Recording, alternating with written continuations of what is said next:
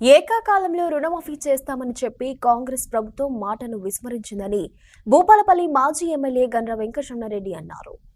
రేగొండ మండల కేంద్రంలో BRS party ఆధ్వర్యంలో రైతులతో కలిసి బీఆర్ఎస్ పార్టీ నాయకులు ధర్నా నిర్వహించారు.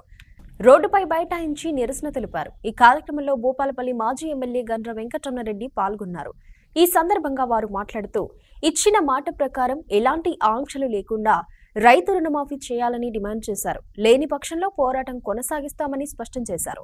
ఈ కార్యక్రమంలో యువజన నాయకులు సాంబారి సాయి, బీఆర్ఎస్ జిల్లా నాయకులు మాదాడి కరుణాకర్ రెడ్డి, దగ్గు వెంకన్న, బీఆర్ఎస్ పార్టీ నాయకులు, కార్యకర్తలు పాల్గొన్నారు. రైతులకు ఏకకాలంలో 2 లక్షల రుణాలను చేస్తామని చెప్పి ఎవరైతే రుణాలు తీసుకోలేదో తక్షణమే బ్యాంకులకు పోయి 2 లక్షల రుణాలు తీసుకోండి. మా ప్రభుత్వం డిసెంబర్ 9 నాడు ప్రమాణ స్వీకారం చేస్తుంది. మొదటి సంతకంగా 2 లక్షల రుణమాఫీ మీద పెడతామని చెప్పి అధికారంలోకి వచ్చింది. కానీ నెలలు గడుస్తున్నా రైతుల యొక్క రుణమాఫీ గురించి మరి జాప్యం చేస్తూ ఉంటే ఆ సందర్భంలోనే ఎన్నికలు కూడా పార్లమెంట్ ఎన్నికలు వచ్చినాయి. ఎన్నికల సందర్భంలో మరి ఆనాడు ప్రజలు నమ్మేటట్లేరని చెప్పి ఇదే రేగొండ దగ్గర సమావేశం పెట్టి ఎన్నికల సమావేశంలో కూడా దేవుడి మీద ఓట్లు పెట్టుకొని నన్ను నమ్మండి, నా ఓట్లను నమ్మండి, నాకు ఓట్లేయమని చెప్పి ఓట్లు వేయించుకున్నాడు. ఆ ఎన్నికల్లో కూడా గెలవడం జరిగింది. ఛాలెంజ్లు విసిరిండు.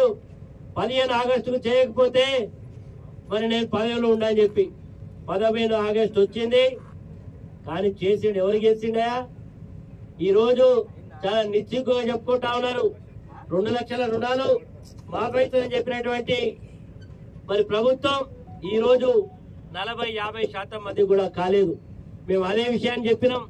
అయ్యా, నీ బడ్జెట్ కేటాయింపులలో నువ్వు 31 వేల కోట్ల రూపాయలు అయితే మాఫీ సరిపోతుందని చెప్పిండు. బడ్జెట్లలో 26,000 కోట్లు పెట్టిండు. మరి 17,000 కోట్ల రూపాయలు మాఫీ అయిందని చెప్పిండు. నిన్నగాక మొన్న రాష్ట్ర ఆర్థిక మంత్రి, ఉప ముఖ్యమంత్రి చెప్తా ఉన్నాడు 7,500 కోట్లు అని చెప్పి.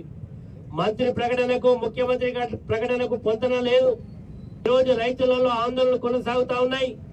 ఏ పార్టీ కూడా రైతుల విషయంలో ఎక్కడ కూడా మేము ధర్నా చేయమని ఆధారం చెప్పలే. కానీ బ్రహ్మాండంగా ముఖ్యమంత్రి గారు శవయాత్రలు చేసి రైతులు నిరసనలు వ్యక్తం చేయడం జరిగింది. కాబట్టి ఈ సందర్భంగా మీరు నిజంగా రైతుల పట్ల చిత్తశుద్ధి ఉన్నట్టయితే తక్షణమే ఎన్నికల ముందు ఏదైతే మాట ఇచ్చిందో మాట ప్రకారం మీరు చేసే వరకు కూడా మా పోరాటం ఆగదని చెప్తా ఉన్నాం. ఈ రోజు ఎవరు చేసినవా? మన రుణమాఫీ చేస్తారని చెప్తా ఉన్నాడు. మరి ఎమ్మెల్యేలకు, నీ పార్టీ కార్యకర్తలకు చేస్తా ఉన్నాం, ఎందుకు చేయలేరని చెప్పి ఈ రోజు ప్రశ్నిస్తా ఉన్నాం.